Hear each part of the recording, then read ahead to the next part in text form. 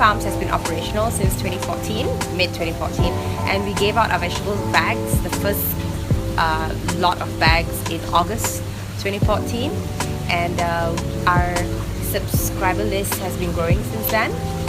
We've also started growing a lot of different kinds of vegetables, nutritious vegetables. Nutrition is one of our main concerns. My name is Ivy. I am a manager at Homegrown Farms, Semenyih, and over here we grow organic vegetables. So we don't do packaging. We're completely zero waste. We only grow what based on our subscription list. We do not use any chemicals or fertilizers or pesticides or herbicides that are chemical based.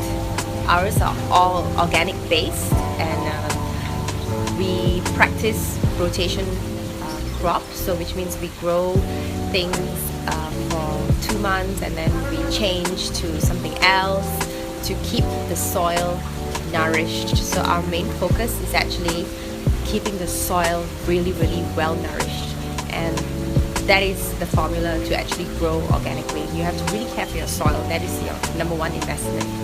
So our whole goal in Homegrown Farms is to be incredibly sustainable. And what is sustainable? Sustainable means even when you're dead, it still can go on.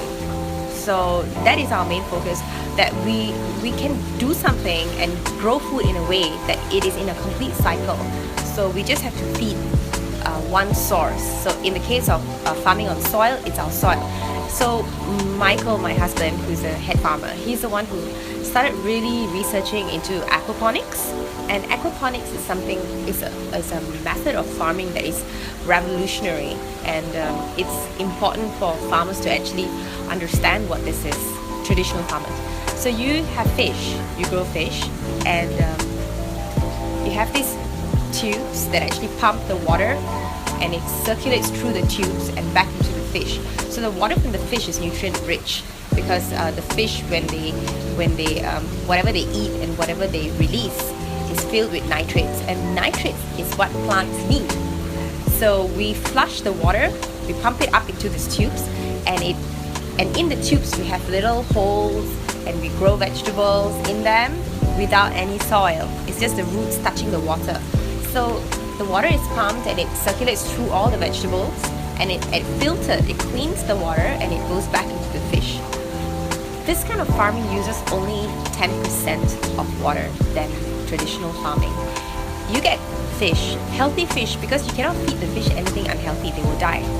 So you have to give them like good stuff. You can't give them anything like that is like poisonous, you know, and you can't spray your vegetables with herbicides and pesticides, because then the fish will die. So it is purely organic farming at its best. You get vegetables and a source of protein, which is fish. The earliest examples of aquaponics would be the paddy fields. So you have the paddy growing, and by the side of the paddy, you have fish in the water. So that is the earliest concept of aquaponics, and we do that extensively in Homegrown Farms. And we are really reaching out to the community through our website, through Facebook, to actually encourage regular people to grow food in whatever limited space they have. It can be a balcony, it can be a little garden by the side of your house, or maybe you have a huge backyard. And that is how we're trying to be sustainable, by actually reaching out to our community and impacting them through sustainable forms of growing your own food. Yeah. So I would say that our focus is definitely on the next generation. A lot of our programs are designed to cater for kids in school, kids in college, and kids who are learning about climate change, because that is an issue that probably my generation wouldn't have to face, but the young generation would have to live through.